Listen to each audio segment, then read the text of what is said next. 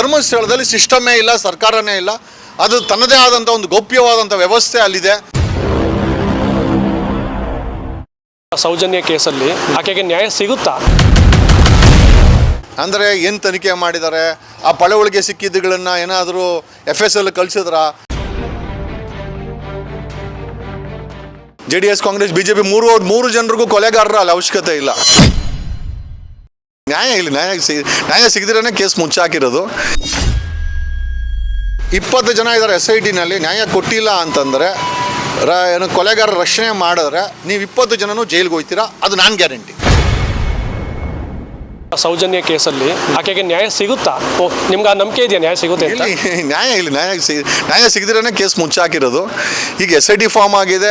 ಅದೇ SIT ಕೆಳಗಡೆ I think ಈ ಒಂದು ಸೌಜನ್ಯ ಅವರ ಪ್ರಕರಣವನ್ನು ತಗೊಳ್ಳಿ ಅಂತಂದರೆ ಅದಕ್ಕೆ ಕಾನೂನು ವಿಶ್ಲೇಷಣೆ ಅದು ಇದು ಏನೇನೋ ಹೇಳ್ಕೊಂಡು ಮಾಡ್ತಾ ಇದ್ದಾರೆ.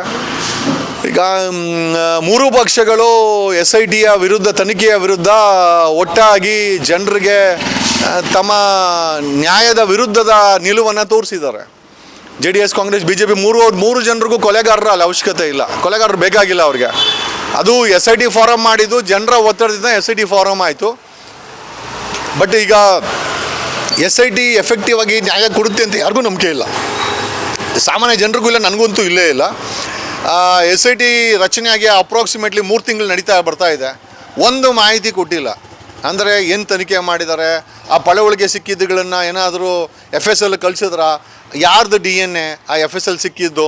ಅಲ್ಲಿ ಏನೋ ಮಟ್ಕಲ್ಲ ಆ ಬಂಗ್ಲೆಗೂಡದಲ್ಲಿ ಬಿಸಾಕದ ಮೇಲೆ ಅದಕ್ಕೆ ಪೊಲೀಸರು ಮತ್ತು ಫಾರೆಸ್ಟ್ ಡಿಪಾರ್ಟ್ಮೆಂಟ್ ಅವ್ರು ಕರೆಸಿದ್ದಾರೆ ರೇಂಜ್ ಆಫೀಸರ್ನ.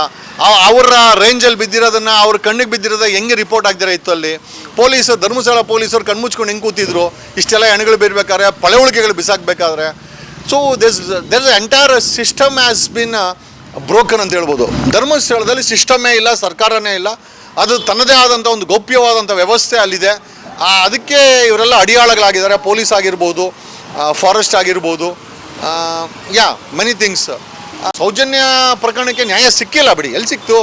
ಯಾರೋ ಕರ್ಕೊಂಬಂದು ಸಂತೋಷ್ ರಾವನ್ನ ಕರ್ಕೊಂಬಂದು ಅದರಲ್ಲಿ ಸೇರಿಸಿ ನಿಜವಾದಂಥ ಆರೋಪಿಗಳನ್ನು ಬಚಾವ್ ಮಾಡಿದ್ರಲ್ಲ. ಸೊ ಐ ಥಿಂಕ್ ಎಲ್ಲೂ ಕೂಡ ನಮಗೇನು ಅನ್ನಿಸ್ತಾ ಇಲ್ಲ SIT ನ್ಯಾಯ ಕೊಡುತ್ತೆ ಅಂತ. ಬಟ್ ಒಂದೊಂದು ಗ್ಯಾರಂಟಿ, 20 ಜನ ಇದ್ದಾರೆ SITನಲ್ಲಿ. ನ್ಯಾಯ ಕೊಟ್ಟಿಲ್ಲ ಅಂತಂದರೆ ಏನು ಕೊಲೆಗಾರರ ರಕ್ಷಣೆ ಮಾಡಿದ್ರೆ ನೀವು 20 ಜನನೂ ಜೈಲಿಗೆ ಹೋಗ್ತೀರಾ, ಅದು ನಾನು ಗ್ಯಾರಂಟಿ.